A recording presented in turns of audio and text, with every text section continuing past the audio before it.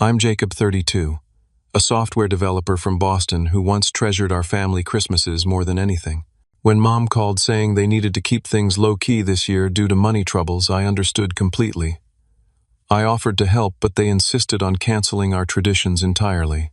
So there I was on Christmas Day, alone in my apartment with Chinese takeout and a quiet tree. I had no idea that while I sat there missing them, a very different celebration was happening without me. Before I tell you how I discovered what really happened that Christmas, drop a comment telling me where you're watching from, and hit that like and subscribe button if you've ever felt betrayed by the people you love most. Growing up in suburban Massachusetts, Christmas was always the highlight of our family year. My parents, Robert and Diana, created magic for my younger sister, Rachel, and me. We had traditions that felt sacred, decorating our massive pine tree, while Mom's sugar cookies baked Dad reading The Night Before Christmas on Christmas Eve, and waking up at dawn to see what Santa had brought. As we grew older, the traditions evolved but remained special mimosas at breakfast, a friendly competition for the best gift, and everyone gathering in the kitchen to prepare our feast together. Our family was solidly middle class. Dad worked as an accountant at a local firm and Mom taught third grade at the elementary school. We never had extravagant gifts, but we never felt like we lacked anything either. Our home was always warm, welcoming, and filled with love. That's what made our holidays so special. Not the presents, but the presence of each other. I was particularly close with my parents growing up. As the firstborn, I often took on responsibility early. I was the one who mowed the lawn without being asked, who helped Dad with home repairs, who drove Mom to her doctor appointments when she had surgery a few years back. Rachel, 4 years younger than me, was always more free-spirited. While I was the reliable one, she was the dreamer, the artist, the one who brought spontaneity to our family. I loved her deeply, even when her impulsiveness sometimes created chaos. Things began to change about 3 years ago. Mom and Dad retired earlier than planned.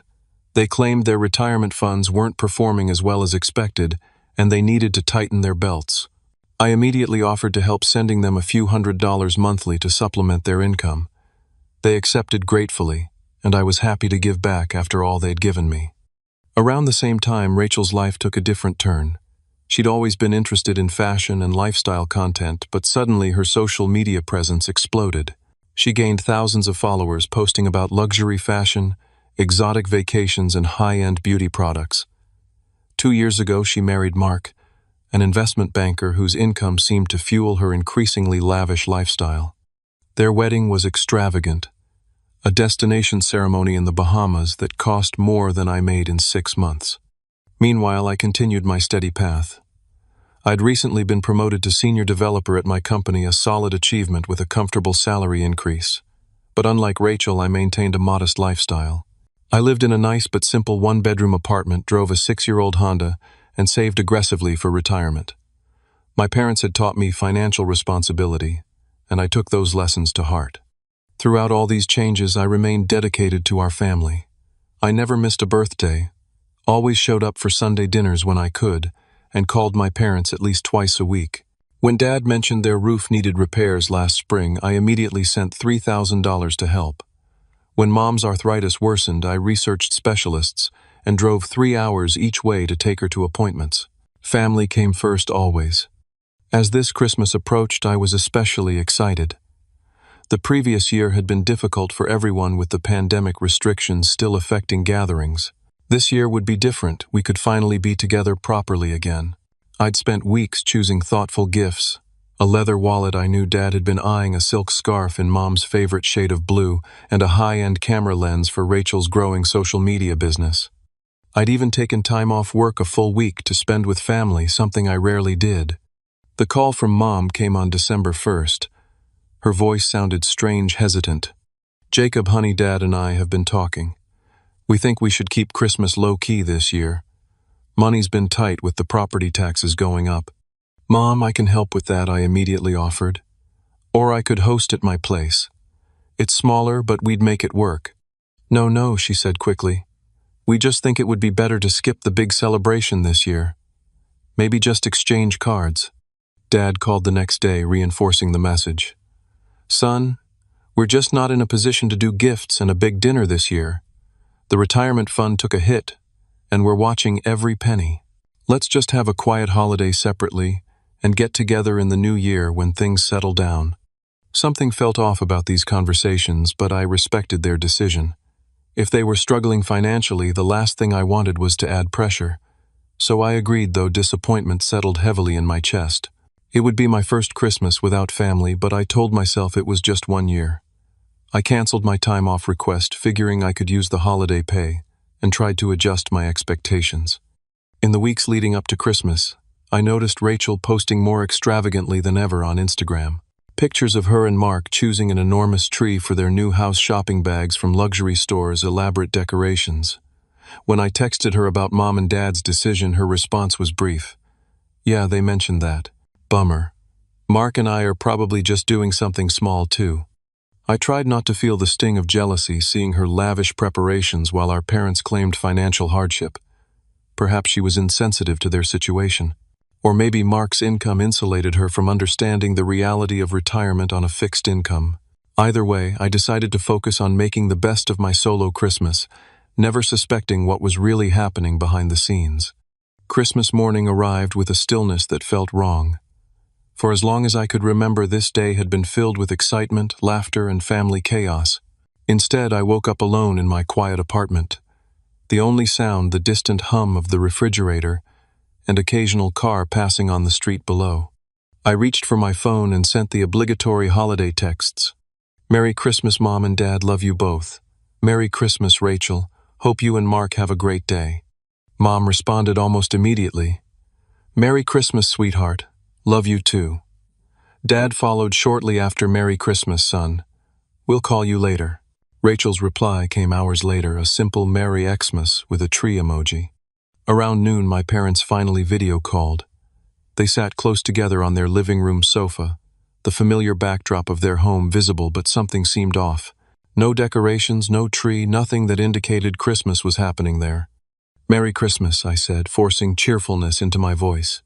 "Merry Christmas, honey," Mom replied, her smile not quite reaching her eyes. Dad waved, but remained quiet. "How's your day going?" I asked. "Oh, just quiet. We're just having some soup for lunch," Mom answered, gesturing vaguely toward the kitchen. "Nothing special. How about you?" "About the same." "Quiet," I said, not mentioning the small tree I'd put up or the carefully wrapped gifts for them still sitting under it. I thought I might order Chinese food later. "That sounds nice," Dad said, his voice oddly strained. "Listen, son, we can't talk long. Your mother's sister is supposed to call soon. Aunt Patricia. I thought she was traveling to Florida this year." A flicker of something alarm crossed my father's face. "Right, yes, but she's calling before she leaves." The call lasted barely 5 minutes. When we hung up, a hollow feeling expanded in my chest. I tried calling Rachel next, but she didn't answer. I sent another text. "Hope you're having a good day. Would love to see your face for a quick Christmas hello." She read it, but never responded. Determined not to spiral into self-pity, I tried to make the day special for myself. I decorated my apartment modestly, a small artificial tree with a few ornaments, some string lights around my living room window, a holiday-scented candle burning on the coffee table. I put on classic Christmas movies, starting with It's a Wonderful Life, and tried to lose myself in the story I'd seen countless times. By late afternoon, I ordered from the only restaurant open, Golden Dragon, the Chinese place around the corner. I got all my favorites: General Tso's chicken steamed dumplings, vegetable fried rice, and an egg roll. The delivery guy looked almost as sad as I felt working on Christmas Day. I tipped him $30 on a $40 order, and the genuine surprise and gratitude on his face was the first real moment of Christmas spirit I'd felt all day.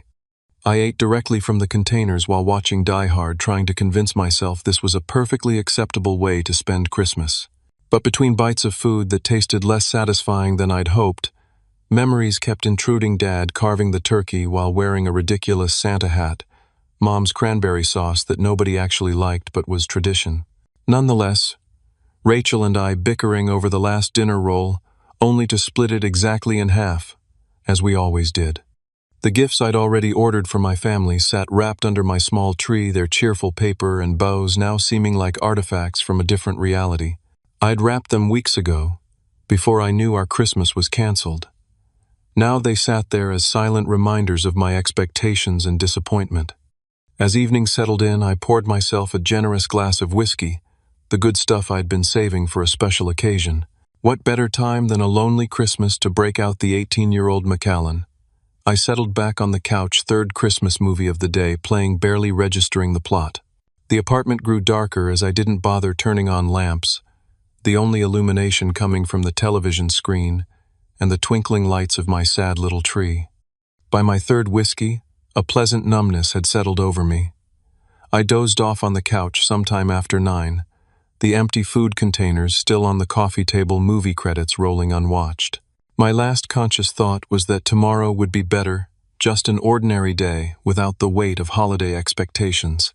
I don't know how long I'd been asleep when my phone pinged with a notification. Half awake, I grabbed it, squinting at the bright screen in the dark room. It was from Instagram. Anthony Rivera 9-2 started a live video. Anthony was an old friend from college who still kept in touch with both Rachel and me. Curious about what he was doing on Christmas night, I tapped the notification without thinking too much about it. What I saw made me sit straight up, sleep and whiskey fog instantly cleared by a surge of adrenaline. The video showed a crowded, festively decorated room, Christmas music blaring, people dancing and laughing. Anthony was panning around, capturing the celebration, and there unmistakably was my sister Rachel, dressed in a sparkly red dress, holding a champagne flute, throwing her head back in laughter.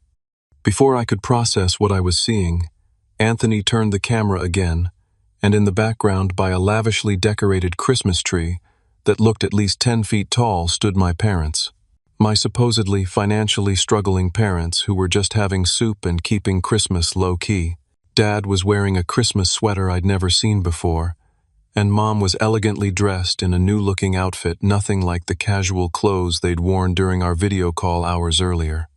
I stared at my phone in disbelief as the first inkling of what was happening began to dawn on me. This wasn't some small gathering. This was a full-blown Christmas party, and I was the only one who hadn't been invited. I barely slept that night. Anthony's live video ended after just a few minutes, but those moments had shattered everything I thought I knew about my family's Christmas plans. I lay awake, replaying those brief glimpses, questioning if I'd somehow misunderstood. Maybe it wasn't really my parents. Maybe it was an old video. But deep down, I knew what I'd seen. Morning brought a flood of notifications that removed any lingering doubt. As I scrolled through Instagram, the evidence piled up with brutal clarity. Anthony had posted a story highlight from the night Rachel's Christmas extravaganza. It was titled with dozens of images and video clips. I forced myself to look at each one, my chest tightening with every swipe. The first showed the exterior of Rachel and Mark's new house, transformed with professional lighting into a winter wonderland. The next showed their foyer with a hired Santa greeting guests and taking photos. Then the dining room, where a catering team in matching uniforms served from gleaming chafing dishes. "Best Christmas feast ever," read Anthony's caption over a table laden with prime rib, turkey, ham, and dozens of side dishes. Nothing like the simple meals we'd had growing up. Another swipe revealed a professional DJ set up in their living room, complete with dance lights and a small dance floor where several people I recognized were already dancing. "DJ spinning until midnight," the caption exclaimed. But it was the next series of images that truly crushed me. My entire extended family was there. Aunt Patricia, who was supposedly calling from before her trip to Florida, was pictured with her husband and their 3 kids, all dressed in coordinating Christmas outfits. My cousins from my dad's side, who lived several states away and whom I hadn't seen in years, were pictured laughing by the bar. My mother's brother and his family, my grandparents from both sides, even my godparents, who rarely attended family functions anymore, all present, all celebrating. The party wasn't just family. I recognized neighbors from my parents' street, my father's former colleagues, my mother's friends from her teaching days, and perhaps most painfully, friends I had introduced to Rachel over the years, college roommates, co-workers. I was close with people I considered my friends first. As I continued scrolling, numb with disbelief, I found a group photo that must have included at least 50 people, all raising glasses in a toast with Rachel and Mark at the center. My parents stood proudly beside them, beaming with joy in a way I hadn't seen in years. The final nail came when I found Rachel's own Instagram post from the night before, posted at exactly 1:15 in the morning when I was fitfully trying to sleep. It was a professional quality photo of her and Mark in front of their massive Christmas tree, the caption reading, "Annual Williams Family Christmas Party. Bigger and better than ever. So blessed to host this magical night for everyone we love." Tradition means everything. Williams Christmas, blessed life. Annual. This wasn't even the first time. My hands shaking, I opened Rachel's profile and scrolled back through her feed. There it was, photos from last Christmas showing a similar party, though slightly smaller.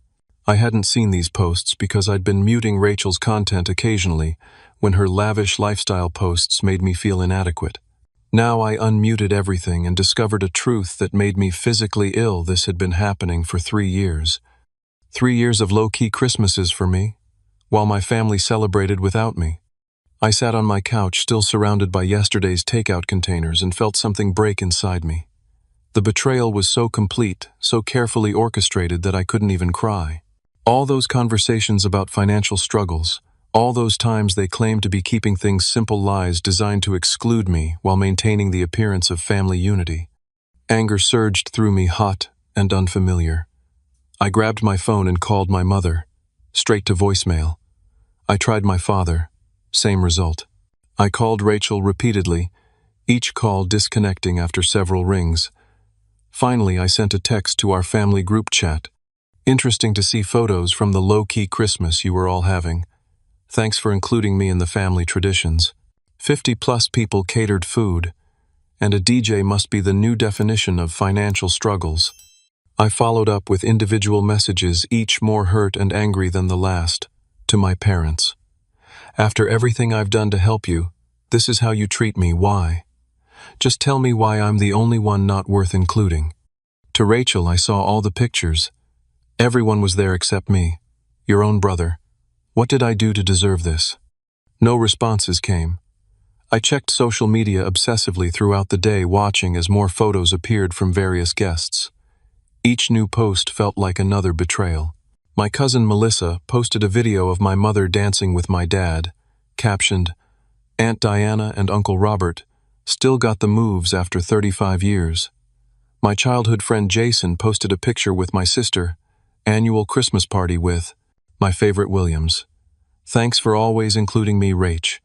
Always including him, but never me. By evening, my shock had hardened into a cold, clear anger. I was done with the tears, done with the hurt confusion. Now I wanted answers. If my family thought they could simply ignore what they'd done, they were about to discover a side of me they'd never seen before. The reliable, understanding Jacob they could always count on had disappeared, left alone in an apartment on Christmas, with nothing but Chinese takeout and lies. 2 days passed before anyone in my family responded to my messages. 2 days of silence that spoke volumes about our relationship. I'd gone from hurt to angry, to a strange, cold detachment. I went to work, smiled at colleagues who asked about my holiday, and lied about having a quiet but nice time with family. The alternative, explaining that my entire family had conspired to exclude me from Christmas, felt too humiliating to voice. On the morning of December 27th, my phone finally rang with my mother's number. I almost didn't answer, but some remaining thread of hope made me pick up. "Jacob." Her voice was tentative, guilty. "Yes." I kept my response flat, refusing to make this easier for her. "I'm sorry we haven't called back. It's been hectic." She paused, waiting for me to fill the silence as I usually would. I didn't. About the party, she finally continued when it became clear I wouldn't rescue the conversation. It wasn't planned. Rachel decided last minute to have some people over, and it just evolved. Evolved into a catered event with professional lighting and a hired DJ. My voice remained steady despite the anger boiling beneath it. Evolved into our entire extended family, flying in from across the country. Evolved into an annual tradition that somehow never included me. "It wasn't like that, honey." Her voice took on a pleading tone. "We thought you were busy with work. You always work so hard, and Rachel said you probably wouldn't want to come to something so flashy. So you decided to lie to me, instead of letting me make that choice for myself. You told me you were struggling financially and couldn't do Christmas at all.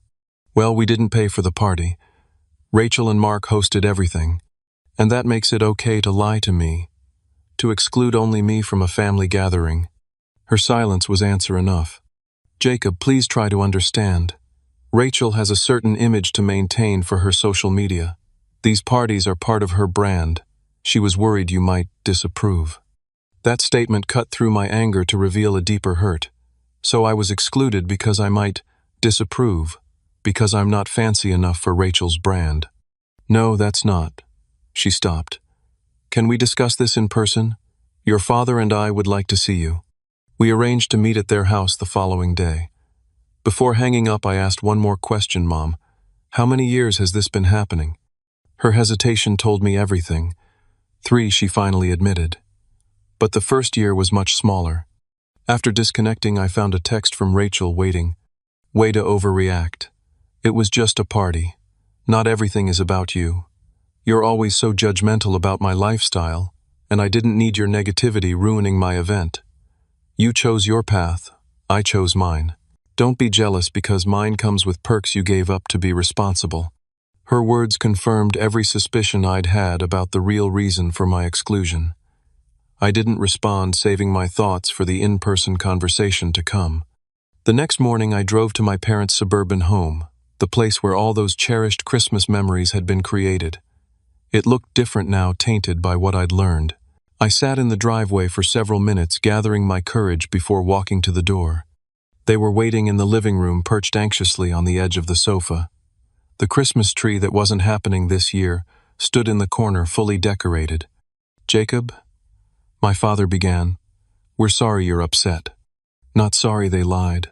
Not sorry they excluded me. Sorry I was upset.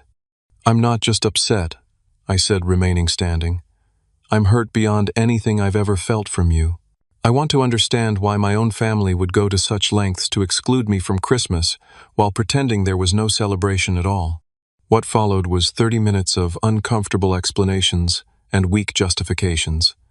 Rachel had taken over the Christmas tradition 3 years ago when she and Mark bought their large house. She enjoyed hosting and had the space. The first year they'd invited just immediate family and a few friends, and had intended to include me, they claimed, but I was working that weekend, I wasn't. The second year the party grew, and Rachel worried I would make comments about the expense and extravagance. This year it had become a major event, and Rachel had specifically asked them not to include me. She said, you two haven't been getting along, my mother explained, though this was news to me. She said you're always making little comments about her lifestyle and her choices. And you chose to side with her, I said, the reality of the situation crystallizing. You chose to lie to me, to pretend there was no Christmas celebration at all, rather than stand up for me or tell her she was being ridiculous. My father looked away, unable to meet my eyes. We didn't want to cause problems. So you decided I was the expendable one. The hurt in my voice was raw. After everything I've done for this family, I've sent you money every month for 3 years. I drove Mom to every doctor's appointment last year. I helped pay for your new roof. And this is how you repay me, by deciding I'm not important enough to include in Christmas. It wasn't like that, Jacob, my mother protested, tears forming. We love you, we just didn't know how to handle the situation. You could have told me the truth. You could have stood up to Rachel and said excluding your son wasn't an option. You could have chosen not to attend a party I wasn't welcome at. They had no response to this. As we sat in uncomfortable silence, the front door opened, and Rachel walked in without knocking. She froze when she saw me, then recovered quickly, her expression hardening. Oh great, the pity party's in full swing, she said, dropping her designer bag on a chair. Rachel, my mother warned, but she continued. What, he's been blowing up everyone's phones for days because he wasn't invited to a party. It's childish. It wasn't about the party, I said, turning to face her. It was about the lies. It was about our entire family, including our parents, deciding I wasn't worth including and then creating an elaborate fiction to keep me away. Oh, please, she rolled her eyes. Mom and Dad said you were busy with work like always. You're always too busy being perfect and responsible to have any fun. They told me Christmas was canceled, I said quietly. They said they were struggling financially and couldn't do gifts or dinner this year. Meanwhile, you were hosting a catered event for 50 people. Rachel looked momentarily surprised, then glanced at our parents. Well, they probably knew you'd disapprove. You always do. Every time I post anything about my life, you have some subtle dig about materialism or superficiality. I've never said anything like that to you. You don't have to say it. It's in your expression, your tone, the way you talk about your simple life, like it makes you morally superior. Old childhood dynamics surfaced Rachel's perpetual feeling that I was the good one, her competitive streak, her need for attention. But we weren't children anymore, and this wasn't about sibling rivalry. This was about respect and honesty. Rachel, I've supported your choices even when I didn't understand them. I've celebrated your successes. I would never have judged your party. I would have been happy to be included in a family celebration. Right, she scoffed. You would have shown up in your Target clothes and made everyone uncomfortable. The cruelty of her statement hung in the air. My parents looked mortified but said nothing. In that moment, I realized I'd prepared for this conversation. I'd spent 2 sleepless nights thinking about what really mattered to me, about the kind of family I wanted, about my own worth. I came here today hoping for an explanation and an apology, I said, addressing all of them. What I've found instead is confirmation that my feelings and inclusion in this family are secondary considerations at best. I've always believed that family means honesty, respect, and showing up for each other. I've lived those values, sending money when you claim to need it, being there for emergencies, never missing an important moment. But clearly we have different definitions of family. I stood up, a strange calm settling over me. From now on, I'll be establishing some boundaries. I won't be sending money without transparency about where it's going. I won't be available at a moment's notice for emergencies if I'm not important enough to include in celebrations. And I won't accept being lied to or gaslighted about why I was excluded. My mother began to cry in earnest. My father looked stunned. Rachel's expression was unreadable. If you want me in your lives, I continued it, will be with honesty and respect. I deserve that much. When you're ready to offer that, I'll be here. Until then, I need some distance to heal from this. I walked out, leaving them sitting in silence. As I drove away, I felt something I hadn't expected, a sense of power and self-respect that had been missing during those lonely hours in my apartment on Christmas Day. I had stood up for myself, named the hurt clearly, and set boundaries. Whatever happened next, I would face it with a new understanding of my own worth. Life settled into a strange new pattern in the days following that confrontation. I focused on work, started a new exercise routine, and spent evenings with friends who had no idea about the family drama I was experiencing. The new year came and went. I attended a party thrown by coworkers, forced myself to smile at midnight, and drove home alone, wondering what 2023 would bring. I hadn't heard from my parents or Rachel since walking out of their house. Part of me was hurt by their silence, but another part recognized it as the natural consequence of the boundaries I'd set. For perhaps the first time in my adult life, I wasn't rushing to smooth things over, to be the peacemaker, to prioritize family harmony over my own feelings. 2 weeks into January, as I was settling into my desk at work, my phone buzzed with a text from my father. Jacob, can you help with January mortgage? Need $4.100 by the 30th. Having temporary cash flow problem.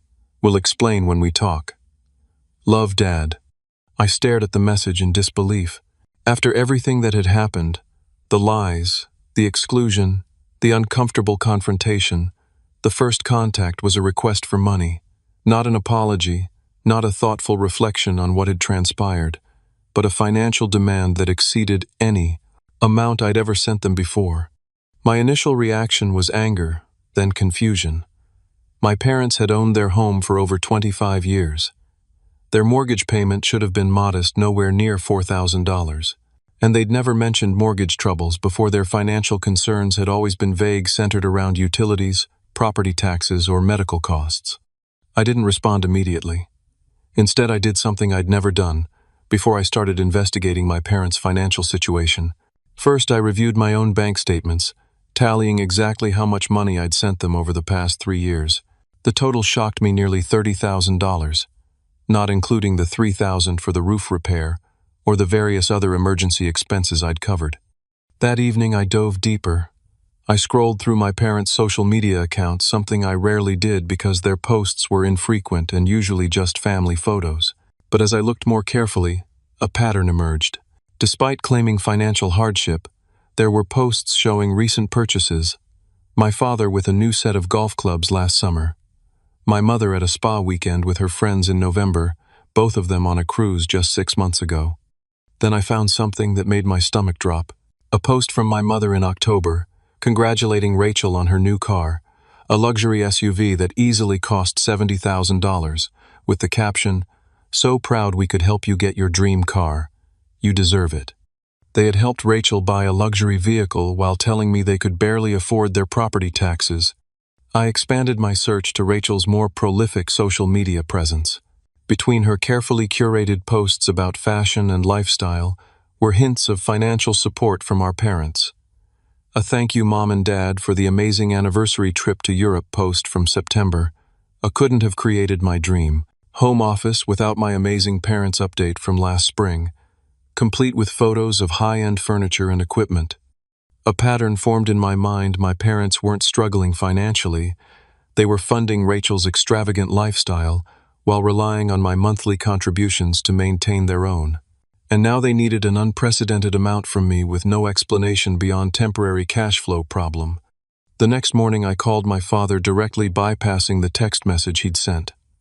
He answered on the fourth ring, his voice cautiously neutral. "Jacob, good to hear from you. I got your text," I said, skipping pleasantries. $4,000 is a lot of money, Dad. That's not a normal mortgage payment for your house. What's really going on?" His sigh was heavy, resigned. "It's complicated, son. I have time. Explain it to me." What followed was a halting, uncomfortable confession. Yes, their actual mortgage payment was much lower, only about $1,200. But they had taken out a home equity line of credit 3 years ago, using their house as collateral. The payments for that were coming due, and they were struggling to meet them. What was the equity line for? I pressed, though I already suspected the answer. Another long pause. Various things. Home improvements. Some investments. What kind of investments, Dad? He cleared his throat. We helped Rachel and Mark with the down payment on their house, and there were some other expenses for Rachel's career development. Her influencer career, I clarified. You took out equity against your home to fund Rachel's social media presence and help her buy a mini mansion. She needed to project a certain image, he said defensively. Her whole career depends on it, and it's starting to pay off. She's getting sponsorships now. And the car, the European vacation, the home office renovation, were those investments too. His silence confirmed what I already knew. Dad, have you been using the money I've been sending you to help fund Rachel's lifestyle? Not directly, he hedged, but I suppose. Indirectly. If we hadn't been helping her, we wouldn't have needed your contributions for our regular expenses. The admission hit like a physical blow. For 3 years I'd been unknowingly subsidizing not my parents' retirement, but my sister's artificial life of luxury. The same sister who had mocked my Target clothes and deliberately excluded me from family gatherings. We never meant to hurt you, Jacob, my father said, misinterpreting my silence. Rachel's at a critical point in her career. She needs to maintain appearances. And she and Mark, well, they've overextended themselves a bit with the house and everything. So you've been borrowing against your retirement to prop up their lifestyle, I said flatly. And now you can't make the payments. It's just temporary, he insisted. Once Rachel secures more sponsorships, she'll be able to pay us back. And Mark is up for a promotion. And in the meantime, you expect me to bail you out. Again. Jacob, please. We wouldn't ask if it wasn't important. We could lose the house. The house where I grew up. The house filled with memories. The house where Christmas had supposedly been canceled while my family celebrated without me. I need to think about this, I said finally. And I want to meet with you and Mom in person with financial documents. I want to understand exactly what's going on before I consider giving you any more money. He agreed reluctantly, and we set a time for the weekend. As I hung up, I felt a strange mix of emotions: anger at the deception, concern for my parents' financial situation, and an odd sense of clarity. For years I'd been the reliable one, the responsible one, the one they could always count on. Now I was seeing the cost of that role, and I wasn't sure I wanted to pay it anymore. Saturday morning arrived with a sense of grim determination.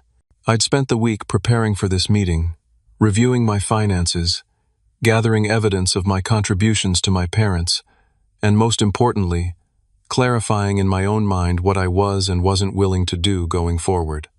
I arrived at my parents' house at 10 o'clock sharp, a folder of documents under my arm. They greeted me with awkward hugs and offers of coffee, which I accepted more to give my hands something to do than out of any desire for caffeine. We settled at the dining room table, the same table where we'd shared countless family meals, holiday feasts, and serious discussions over the years. "I've been thinking about your request," I began, placing my folder on the table. "But before I make any decisions, I need complete transparency about your financial situation. I've brought records of every payment I've made to you over the past 3 years, almost $30,000, not including one-off emergency expenses." My father's eyes widened slightly. I don't think he'd realized the total was so high. "I want to see your mortgage statements, the terms of your home equity line, and any other debts you're carrying. I also want to understand exactly how much you've given to Rachel during this same period." My mother shifted uncomfortably. "Jacob, that seems rather invasive." "You're asking me for over $4,000, I replied steadily. "I think I have a right to understand where my money is going, especially given what I've learned recently." Reluctantly, they produced the documents I'd requested. The picture they painted was worse than I'd imagined. My parents had taken out a $100,000 equity line 3 years ago. They'd already used most of it, $40,000 for Rachel and Mark's house. Down payment, $20,000 for various expenses related to Rachel's social media career, $15,000 toward her car, and the rest for home, repairs, travel, and other discretionary spending. They'd been making interest-only payments, but now the principal had come due. They were also carrying significant credit card debt, much of it from helping furnish Rachel's house and funding what my mother uncomfortably referred to as family celebrations. The Christmas parties, I clarified. Among other things, my father admitted. "So let me understand this correctly," I said, struggling to keep my voice even. "You've been telling me you're struggling financially and accepting my money monthly while simultaneously funding Rachel's lifestyle to the tune of tens of thousands of dollars. You've put your house, your primary asset, at risk to maintain appearances for her social media career. And now that the bills are coming due, you're turning to me to bail you out." Again. They didn't deny it. They couldn't. "We thought we were investing in her future," my mother said defensively. "She has real potential in this influencer space. Some of these people make millions. And what about my future? What about your future? You're in your 60s with a house that's now heavily mortgaged and little retirement savings left. What happens in 5 years, 10 years? My father looked down at his hands. "We thought it would pay off by now." As we sat in uncomfortable silence, the front door opened again without knocking. Rachel strode in, her expression darkening when she saw me. "What's he doing here?" she asked my parents, as if I weren't sitting right there. "We're having a family discussion," my mother said carefully, "about finances." Rachel's eyes narrowed. "You told him about the money they've given you, about the home equity line they took out to fund your perfect life on Instagram?" "Yes, they told me," I answered. "They had to, since they're now asking me for over $4,000 to make payments on debt they incurred largely on your behalf." Rachel's face flushed. "That's between them and me. They chose to help me because they believe in me, unlike some people. I've always believed in you, Rachel. What I don't believe in is deception and financial irresponsibility." "Oh, here comes St. Jacob with his financial lecture," she spat. "Not everyone wants to live in a boring apartment and drive a boring car and have a boring life like you. Some of us have ambitions." "Rachel," my father warned, but she was just getting started. "You think you're so much better than everyone because you save money and live below your means. But guess what? Nobody cares. Nobody's looking at your sensible lifestyle and modest apartment on social media. People want aspiration, luxury, beauty. That's what I give them, and that's why I'm succeeding." "Are you succeeding?" I asked quietly. "Because from these financial documents, it looks like you're living well beyond your means and relying on our parents to fund a lifestyle you can't actually afford." "It's called investing in yourself," she shot back. "Something you'd know nothing about. No, it's called living in a fantasy world at the expense of the people who care about you." Mom and Dad could lose their house because of your investments. Did you know that? A flicker of something doubt concern crossed her face before she masked it with indignation. They're adults who make their own decisions. If they chose to help me, that's their business. And if they're now asking me for money to cover those decisions, that makes it my business too. The argument escalated, old resentments bubbling to the surface. Rachel accused me of jealousy, of trying to control our parents, of never supporting her dreams. I countered with facts about financial reality, about the consequences of their choices, about the hypocrisy of excluding me from family gatherings, while expecting me to bail them out financially. My parents sat uncomfortably between us, occasionally trying to mediate, but mostly watching, as years of unspoken tension finally found voice. Eventually, when the shouting had subsided into tense silence, I pulled out a document I'd prepared the night before. I've thought a lot about what I want to say today. I began, my voice steadier than I felt. About family, about respect, about financial responsibility, and about how we treat the people we claim to love. I looked at each of them in turn: my father, who couldn't meet my eyes; my mother, who looked both guilty and defensive; Rachel, who was still seething. I've always believed that family means supporting each other, being honest with each other, and showing up when it matters. For years I've lived those values: sending money when you said you needed it, being available whenever you called, prioritizing your needs above my own. I did that gladly because I thought we shared the same understanding of what family means. I took a deep breath. But I've learned that's not the case. I've learned that in this family I'm expected to give without question, to accept exclusion without complaint, and to be available financially while being deliberately kept at arm's length emotionally. That's not a healthy dynamic, and I won't participate in it anymore. My mother started to speak, but I held up my hand. I'm not finished. I've made some decisions about going forward. First, about the money you're asking for, I'm willing to help, but with conditions. I slid a document across the table. This is a formal loan agreement. I'll provide the $4,100 you need for this month's payment, but it will be a loan with clear terms, not a gift. You'll repay me over the next 2 years with modest interest. The agreement also stipulates that you'll meet with a financial advisor of my choosing to develop a plan for your retirement that doesn't involve continuing to deplete your assets. My father picked up the document, scanning it with a frown. You want us to sign a legal document? We're family. Yes, exactly. We're family, which means we should be honest with each other about money and expectations. This makes everything clear. I turned to Rachel. Second, I'm setting boundaries about my involvement in family events. I won't be excluded from family gatherings while being expected to provide financial support. Either I'm part of this family in all ways or I'm not. You can't have it both ways anymore. Rachel rolled her eyes, but I detected uncertainty beneath her bravado. And finally, I'm stepping back from my role as the family fixer. I love you all, but I won't enable financial decisions that harm any of us in the long run. That means no more monthly payments, no more emergency bailouts without transparency and a plan, and no more accepting treatment that diminishes my worth in this family. A heavy silence fell over the table. My father still held the loan agreement, looking stunned. My mother wiped away tears. Rachel stared out the window, arms crossed defensively. This isn't about punishment, I said more gently. It's about creating healthier patterns for all of us. Mom and Dad, you need a sustainable retirement plan, not one that depends on either of your children. Rachel, you need to build a life you can actually afford, not one that looks good on Instagram but creates financial chaos behind the scenes. And I need to value myself enough to expect basic respect and inclusion from my family. I stood up, gathering my remaining documents. The choice is yours. Sign the agreement, and we start rebuilding our relationship with honesty and clear expectations. Or don't, and find another solution to your financial problems. Either way, I'm no longer available to be used financially while being excluded emotionally.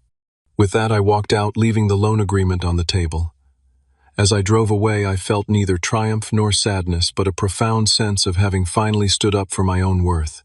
Whatever they decided, I had made my position clear. I deserved better, and I was no longer afraid to say so. 6 months passed, bringing summer heat and unexpected changes. After leaving my parents' house that January day, I'd braced myself for further conflict or perhaps complete estrangement. Instead, Something surprising happened. My family began to change. My parents signed the loan agreement the very next day, their signatures accompanied by a handwritten note of apology that acknowledged for the first time how their actions had hurt me. They followed through on meeting with the financial advisor I recommended, a straight-talking woman who helped them develop a realistic retirement plan that didn't involve depleting their assets or relying on their children. The process wasn't easy for them. They had to confront uncomfortable truths about their spending, their enabling of Rachel, and the precarious financial position they'd created.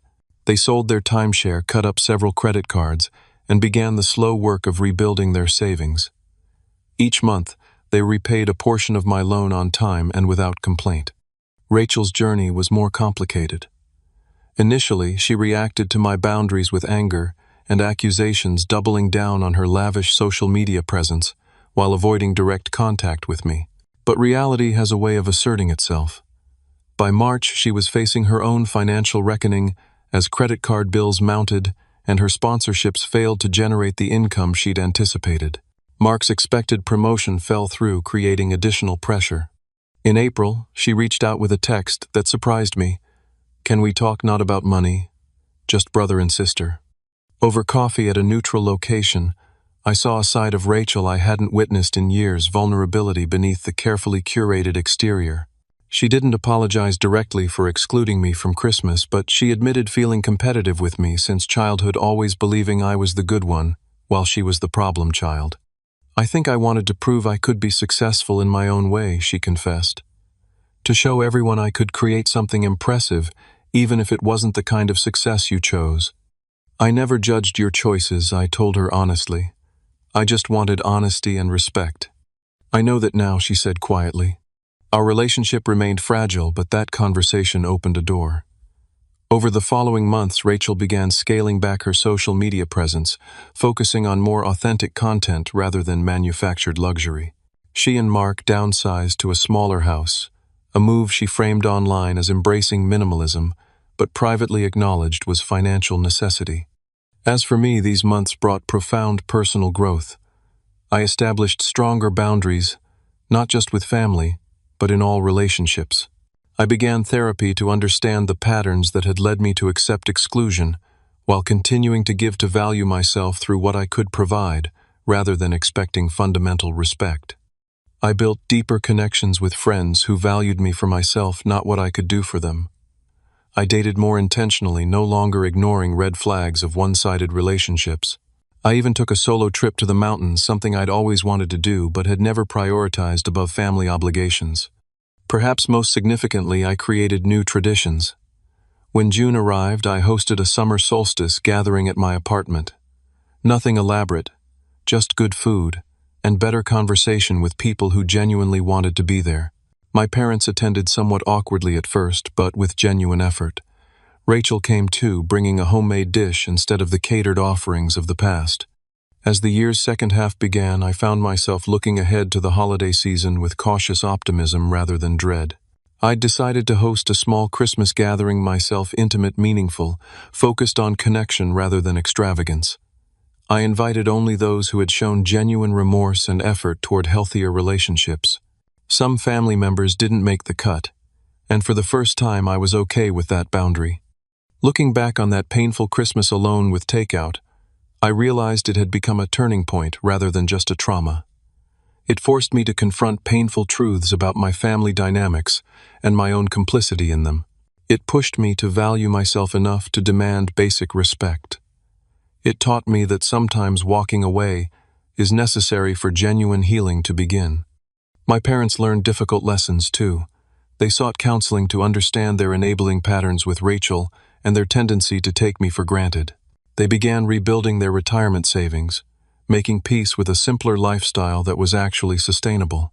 Most importantly, they started relating to both their children as adults, imperfect, complex individuals, rather than roles to be filled or images to be maintained. Rachel's journey involved the most dramatic external changes. Her downsized lifestyle came with unexpected benefits, less pressure, more authenticity, deeper connections. She started a small business consulting on social media strategy for local companies, using her experience to help others create sustainable online presences without the smoke and mirrors. Her marriage improved as financial pressure eased, and she began developing friendships based on genuine connection rather than networking potential. As I reflect on everything that happened, I'm struck by how a painful exclusion ultimately led to greater inclusion of my authentic self in all my relationships. I learned that real family, whether biological or chosen, is built on mutual respect, honesty, and reciprocity. I discovered that standing up for your worth isn't selfish, but necessary for healthy connections. And I realized that sometimes the most loving thing you can do for someone is to stop enabling harmful patterns, even when that means saying no. That Christmas alone with Takeout wasn't the end of my story. It was the beginning of a better one where I value myself enough to expect basic decency. One where I understand that love without respect isn't really love at all. One where I recognize that true generosity flows from wholeness, not from attempting to earn acceptance. If you're watching this and recognizing similar patterns in your own relationships, know that you deserve better. You deserve to be included, respected, and valued not just for what you give, but for who you are. Setting boundaries isn't selfish. It's necessary for genuine connection. And sometimes walking away is the first step towards something healthier. Have you ever had to set difficult boundaries with family members? How did it change your relationships? Drop a comment below. Sharing your experience, your story, might help someone else who's struggling with similar challenges. And if this resonated with you, please hit that like button, subscribe to hear more stories, and share this video with someone who might need to hear that they deserve better. Thank you for listening to my journey, and remember, your worth isn't determined by how much you give or how much you tolerate. It's inherent, unchangeable, and never dependent on anyone else's recognition.